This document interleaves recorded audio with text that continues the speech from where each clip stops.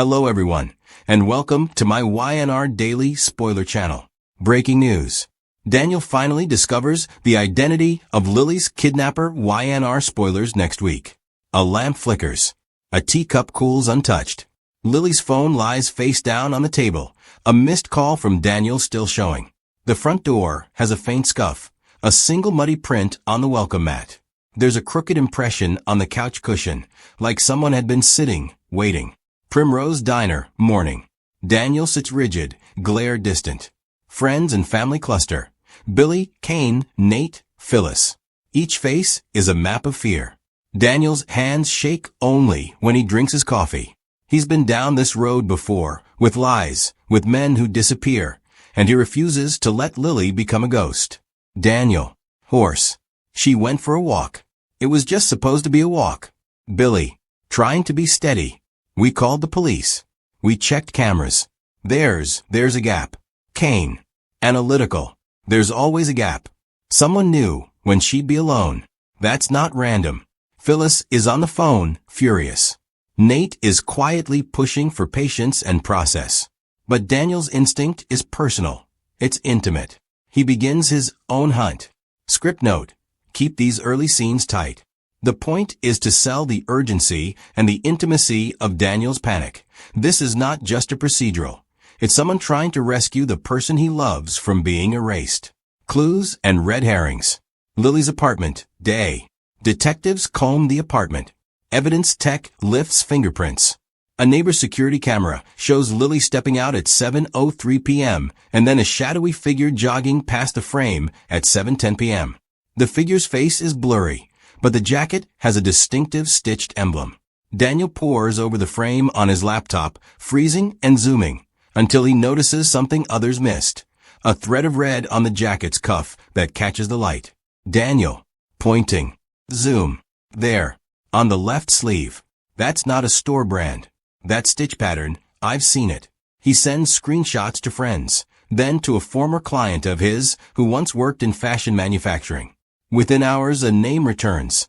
A bespoke tailoring workshop on the outskirts of town that sometimes does repairs for traveling road crews. The location is obscure. It's off the grid. Perfect for a meeting no one wants recorded. Tailor workshop, day. The tailor is evasive until Daniel flashes a photo of Lily. The man recognizes the jacket pattern and admits he made a repair for a man who paid cash 3 nights ago. He remembers the man's breed of cologne and the way he said the word Lily, like someone who didn't know her, but knew enough. Taylor. Uneasy. He left a card. Said, if anyone asks, he was from Phoenix. Said his name was Kevin. Daniel's heartbeat is cinematic. The name echoes in his head. Kevin. Script note. Plant red herrings. The Phoenix alias. The cache. The vague description. Make us chase our assumptions before the reveal lands. The suspect list. Newman Center, War Room, night. A whiteboard fills with names, motives, and timelines. Adam paces at the edge, watching Daniel run down leads. Nick appears, drawn to the gravity. Victor's absence, or the shadow of his recent chaos, hangs over the proceedings. Who had cause to take Lily? The list blooms. Family reprisals. Enemies of the Newmans. Personal obsession. Stalker or ex. Business blackmail. Someone leveraging Newman power. A desperate former employee. Cut off and humiliated. Daniel's jaw tightens. Each theory is a finger in a wound. Then a new clue. A pawnshop receipt found in Lily's bag shows a small pendant sold 3 nights ago. Pendant traced to a weekly flea market that Kevin frequents. Billy. Soft. So it's Kevin. But which Kevin? There are people named Kevin in this town. Kane. Flat. There's only one Kevin with a motive that makes sense right now. Daniel exhales. He knows the name is not a red herring anymore. He knows the person behind the impulse. The confrontation preparation. Daniel's apartment, night. Daniel prepares. He calls Nate and Lissa PI. He loads a dashcam, sets up safe houses, goes over contingencies. This is a man who's learned to move like a detective while feeling like a son lost in the system. Daniel VO. I keep thinking about the first time someone tried to take something I loved. I remember the way it smelled, the way it sounded. This time, I won't let memory be someone else's map. He steels himself and goes to the address the PI found for Kevin, a rundown row house with chip paint and a porch that sags. There's a truck in the driveway with faded logos. Daniel's hands are steady now. Adrenaline has a clarity to it. Cut to Int. Kevin's house, night.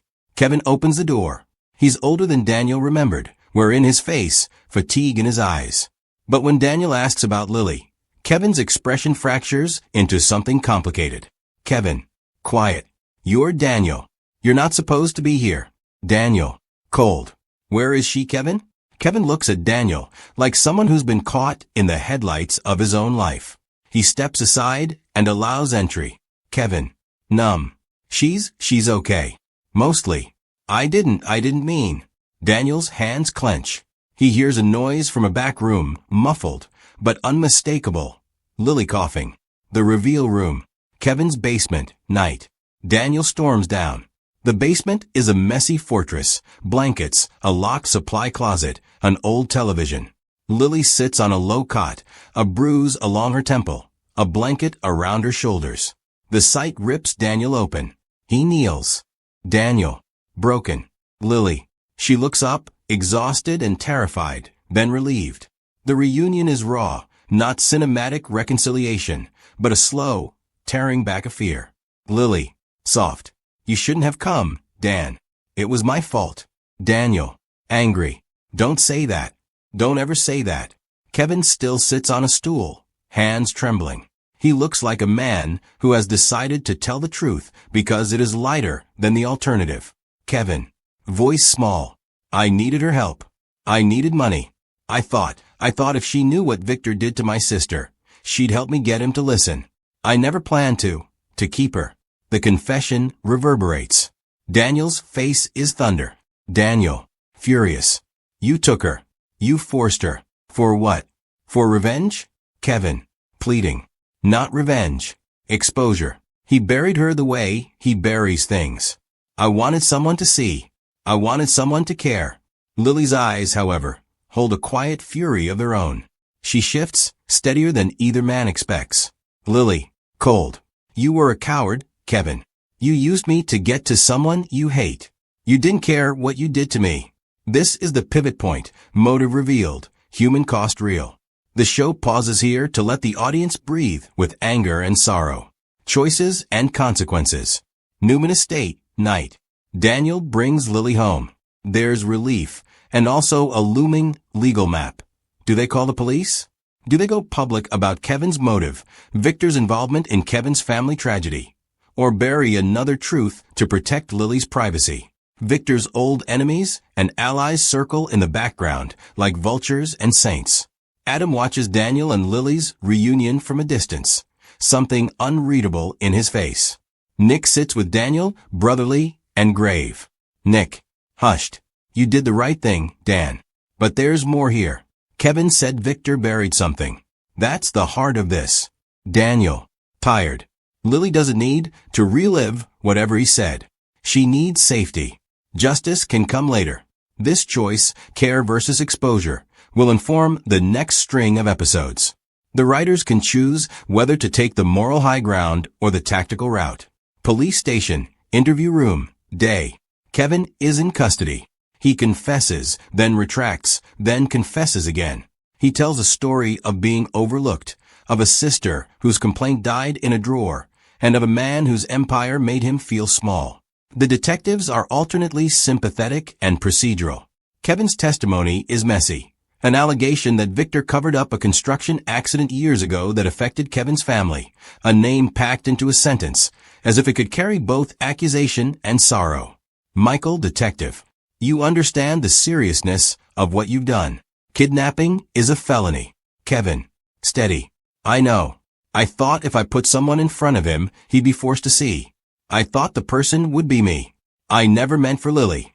The audience is left with two echoes. Kevin's rage at perceived injustice, and the human cost of taking the law into your own hands. Political fire and private wounds. Newman Center, boardroom, day. Word leaks. The press circles. Victor is suddenly a target of renewed scrutiny because Kevin's motive includes allegations tied to long-buried decisions. The board worries about reputational damage. Shareholders ask questions. Jack and Ashley push for damage control. Nikki insists on compassion. Victor, angry, paternal. You think I'd bury someone's pain? You think I sleep at night with curses in my head? I have built nothing on silence. Adam, cutting. Then fix it. Or at least stop hiding behind "we're a family" when someone asks for accountability. The family's fractures widen. Daniel and Lily sit on a couch outside the boardroom, holding hands, their faces tired but connected. The reveal has consequences that stretch beyond the criminal case. It threatens to rewrite power lines in Genoa City. The silent truce. Hospital room, night. Lily visits a woman recovering from complications in a community ward, the sister Kevin referenced. She watches the woman sleep and understands suddenly the scale of grief that had built Kevin's animus. Lily whispers, "I don't excuse him, but I see the hurt." She calls Daniel and says something simple on the phone. They will not pursue public revenge for Kevin, but they will insist on an investigation into the past. They will not let the pain be hidden again. Daniel, soft. We'll do it right. We'll do it together. This is the moral center. Justice balanced with mercy. Accountability married to care.